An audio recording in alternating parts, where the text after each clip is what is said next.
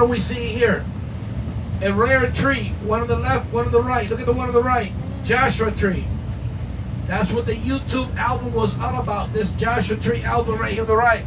Joshua tree right here. Look at the branches here. How many of the little one? 1, 2, 3, 4, 5. What if I tell you that the Joshua tree takes 10 years to grow one branch? So the little baby one that have 5 branches, and how old is it? 50. 50 years old. Then I will give you more history about the Joshua tree when we start going through the Joshua tree forest. But I'm going to let you know this one. The Joshua tree serves zero purpose to humankind. It doesn't even provide a shade. All right? No medicine, no food. It's just a tree that evolved and looked like an invasive species. The Joshua tree has a cousin called the yucca tree.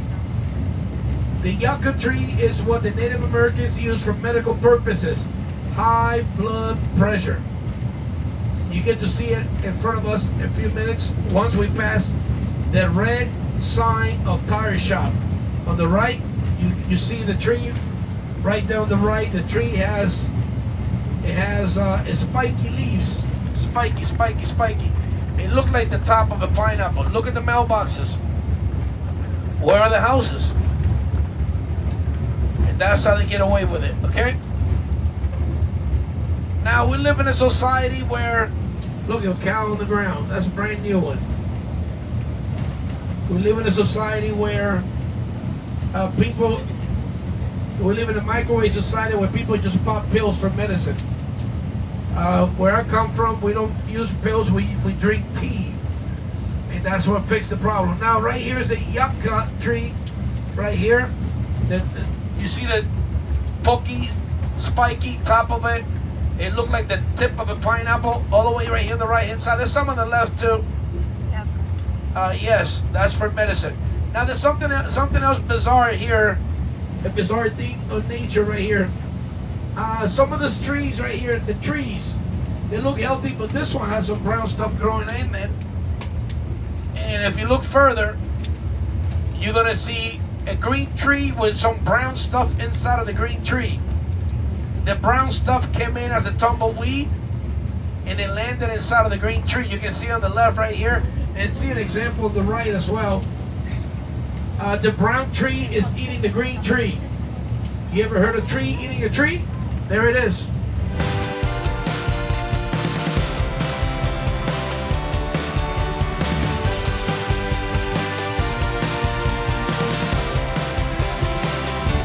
This is Dolan Springs. We're about to enter the center of the town. It is one of the weirdest towns in America. Remember, there's no water here, so Arizona felt bad about the people here, and they built one well. It's in the center of town. So everybody that lives here, 47,000 people that live here, they have to go get water from the well in the center of the town.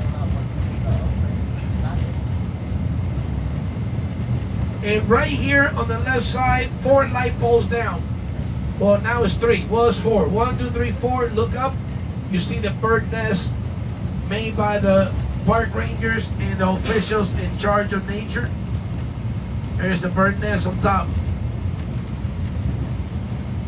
Now when we enter this town, just pay attention. This town is different.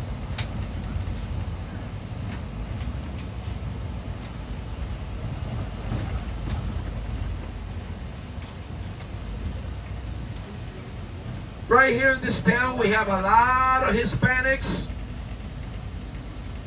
a lot of Caucasian folks, maybe like 4 or 5 Asians, no blacks whatsoever.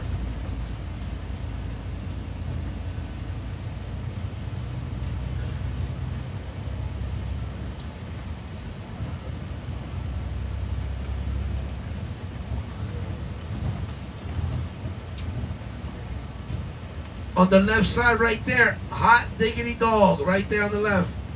That's one of the restaurants here. And that little tiny house on the left, look over here on the left, is white in color with the blue trimming. That is the water station. That's where you get water from. And look at the restaurant on the right. This one is infusion Mexican Chinese food. I had never seen that before. Also, there's no hospital here, so the nearest hospital is 90 miles away. So the only medical facility that they have here that it could be classified as a medical facility is the fire department.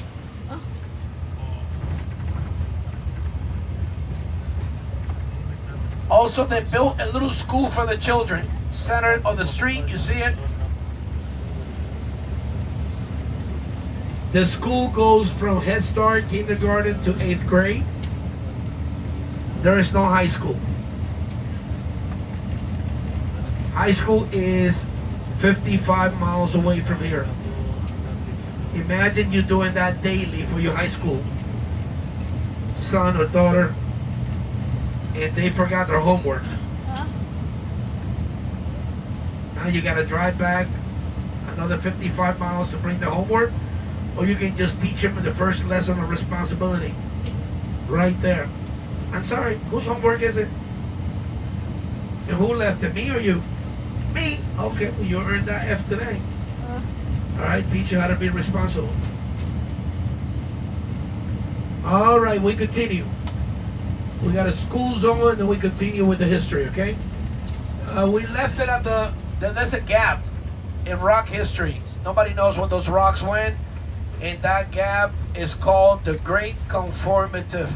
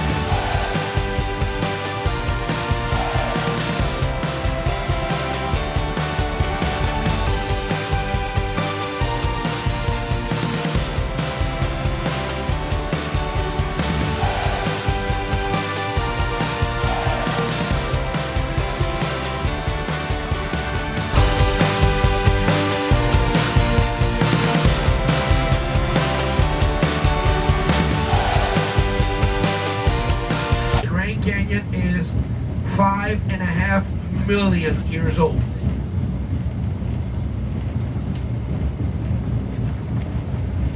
So who owns the Grand Canyon then?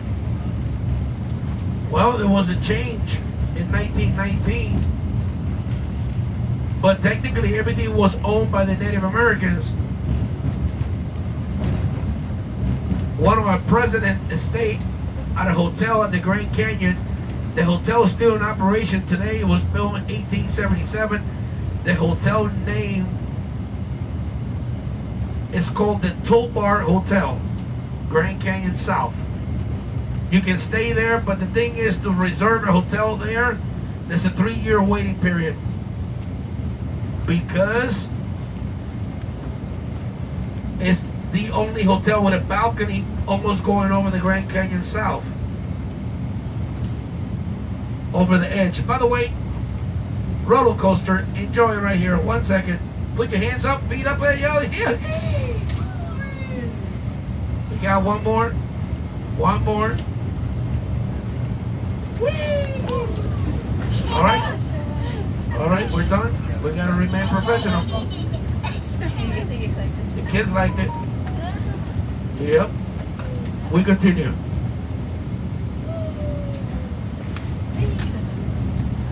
All right, so where were we? We were talking about what happened in 1908. Teddy Roosevelt, the president of the United States, he stayed at the Toll Bar Hotel. Everybody knew that the president was staying there, so they were waiting in the balcony. Maybe he comes out and give out a speech. And he came out, and they asked him, Mr. President, what do you think about this place? And he said, this place is magnificent. Keep it untouched, protect it, preserve it. And that went on the paper. President said to protect the Grand Canyon. How do we protect 277 mile long? The one guy said, turn it into a national park. That's it right there, yeah. And that's what they did. In 1919, the first national park evolved. Grand Canyon South Rim, taking the land from the Native American. Then North Rim Grand Canyon. Then Zion National Park. Then Bryce Canyon National Park. Then Yellowstone National Park. All that land was taken from the Native American. The Native Americans came back by saying, wait a second, what's going on here? Why are you taking our land? It's our land. It's sacred land.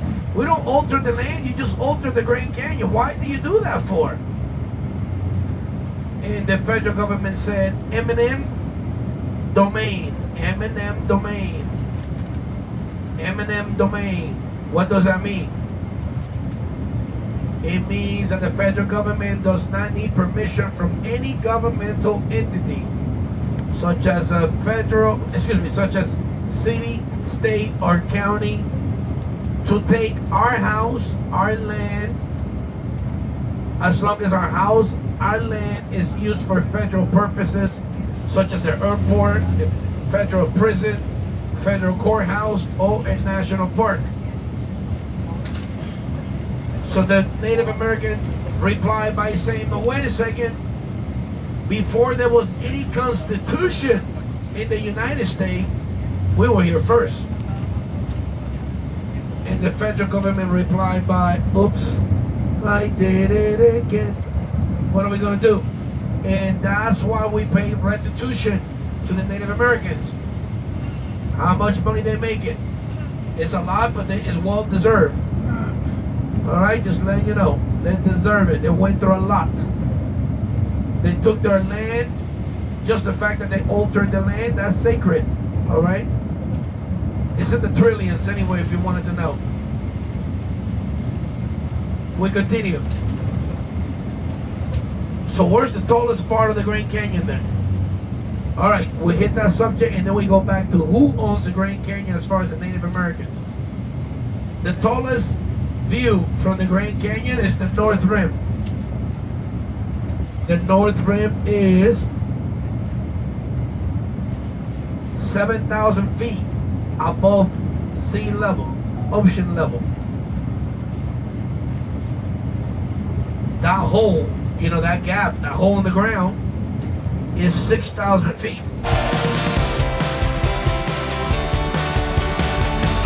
The whole entire Grand Canyon is called Guano Point. The elevation above sea level is 4,000 feet. The hole in the ground is 3,600 feet.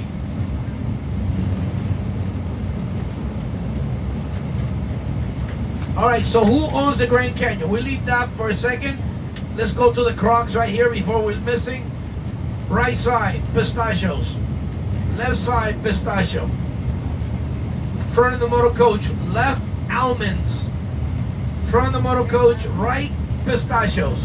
This is the perfect example as to how to grow vegetables in the desert. As you can tell, we're in the middle of the desert. Each crocs, each location field, they are designed to have their own water. All right? And food for the brain, food for thoughts. You ready? Did you know that it takes a pistachio on an average 5 to 7 years to grow? Did you know that? That's why the pistachios are so expensive. So when you see one, don't waste them. Give it to somebody who likes them. Because it took 5 to 7 years to grow one. Alright, right here on the left is the almonds. Alright, almonds on the left, pistachios on the right. Sounds like I'm making a rap song. to summarize everything here, ladies and gentlemen, technically, we're surrounded by a whole bunch of nuts.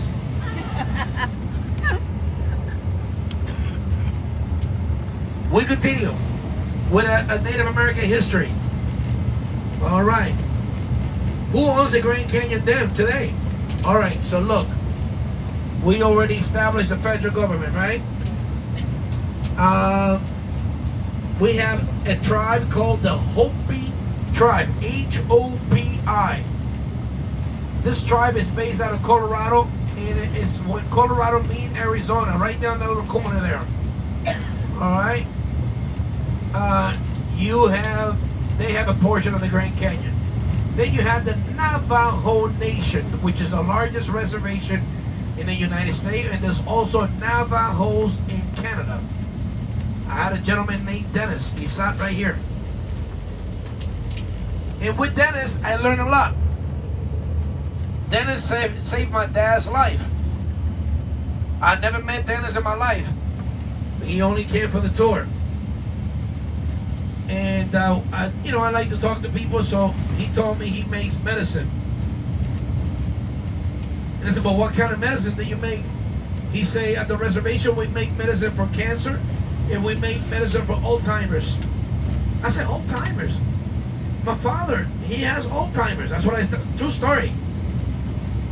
And he told me, look, here's what you're going to do. When you go home, go to the supermarket and buy fresh ginger, organic ginger, and start incorporating that in your dad's meal. And ladies and gentlemen, I'm a witness to that. My dad can't remember my name now. He remember. So he's coming back slowly. So it does work. And I'm a witness to that one. Ginger on your meals so you don't lose your brain. All right? I'll give you that. Look at that. You get a medical help too. Plus it's healthy for you. All right?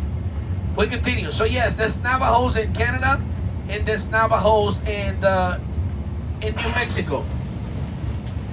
New Mexico, the Navajos there it's the largest reservation. So pretty much like 80% of New Mexico is Navajo Valley. All right. Now you have Havasupai tribe, H-A-V-A-S-U,